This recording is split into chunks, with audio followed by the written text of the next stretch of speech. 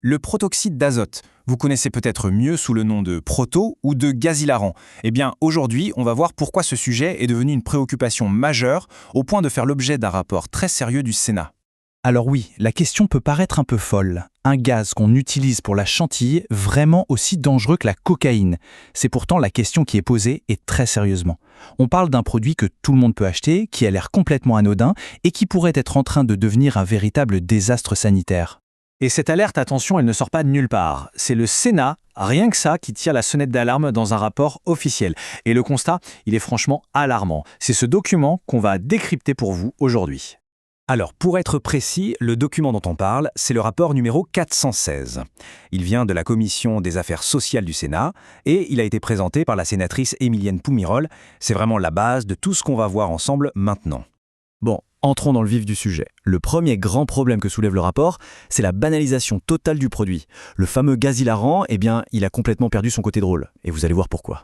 Juste un petit rappel pour qu'on soit tous sur la même longueur d'onde. Le protoxyde d'azote, à la base, c'est un produit tout à fait légal. On s'en sert en cuisine pour les siphons, en médecine pour anesthésier, ou même dans l'industrie. Le vrai problème, le danger, c'est quand on le détourne pour s'amuser. Et là, le rapport met le doigt sur un truc vraiment inquiétant, l'évolution de la consommation. Avant, c'était des petites cartouches, vous voyez, le genre de truc discret.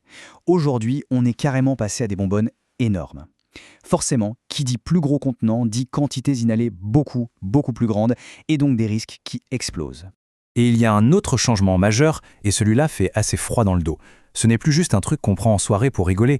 Le rapport montre que pour beaucoup de gens, souvent isolés, qui se sentent un peu perdus, le proto devient une sorte de refuge, une façon de s'évader, une béquille chimique, mais avec des conséquences absolument terribles. Alors forcément, cette banalisation, cette nouvelle façon de consommer, eh bien ça a des conséquences. Et pas des petites. Le rapport balance des chiffres qui sont sans appel. On est en train de basculer dans une vraie crise de santé publique. Tenez-vous bien. Premier chiffre choc du rapport. Entre 2020 et 2024, donc en seulement 4 ans, le nombre de cas graves signalés a été multiplié par 4,35. Ce n'est pas une augmentation, c'est une explosion. C'est absolument énorme. Le graphique est très clair, on voit bien cette montée en flèche. 120 cas graves en 2020, plus de 520 en 2024. Et il faut vraiment garder ça en tête. Ça, c'est juste la pointe de l'iceberg. Ce sont les cas qui arrivent à l'hôpital, les plus graves. Derrière ces chiffres, la réalité est sans doute bien pire. Deuxième chiffre, et celui-là concerne la route. Plus de 450. C'est le nombre d'accidents graves liés au proto sur une seule année, 2025. Pour se rendre compte de ce que ça veut dire, c'est 40 fois plus qu'il y a à peine 6 ans. Une hécatombe sur les routes, purement et simplement. Mais alors concrètement, qu'est-ce que ça fait sur la santé ? Là encore, le rapport est terrifiant.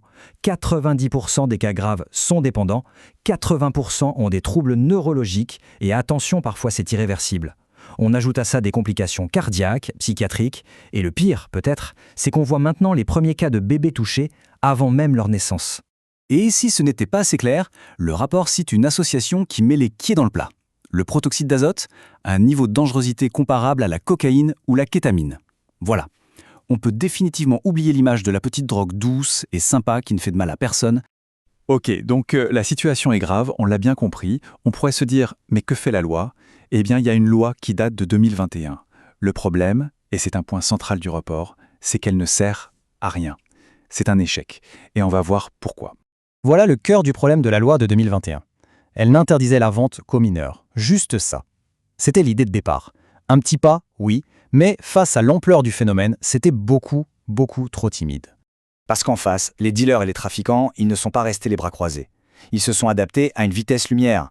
Fini les supermarchés, ils ont monté leur propre réseau, leur propre site web, ils vendent sur les réseaux sociaux. Bref, ils ont contourné la loi, qui est devenue, de fait, totalement inutile.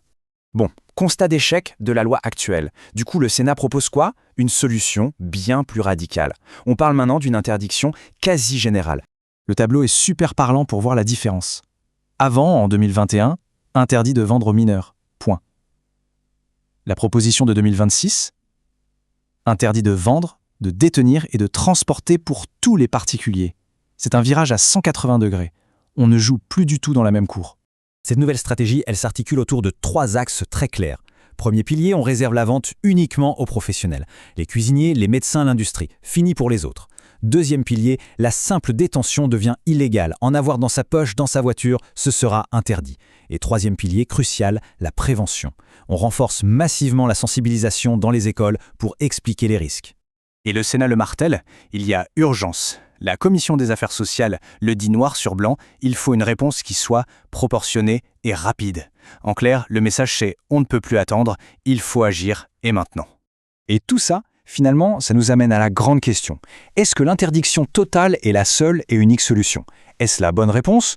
Ou est-ce qu'on risque, en faisant ça, de juste faire exploser un marché noir encore plus dangereux et incontrôlable? Le débat reste entier. Voilà pourquoi on fait ce travail de décryptage. Comprendre ce qu'il y a dans ces rapports officiels, c'est essentiel. Ça permet à tout le monde d'avoir les cartes en main pour se forger sa propre opinion. C'est ça aussi la démocratie. Si ce format vous a plu, si vous trouvez ça utile, le meilleur moyen de nous soutenir, c'est de vous abonner à Rapports en clair et de bien penser à activer la petite cloche. Comme ça, vous ne manquerez aucun de nos prochains décryptages. Merci beaucoup et à très bientôt.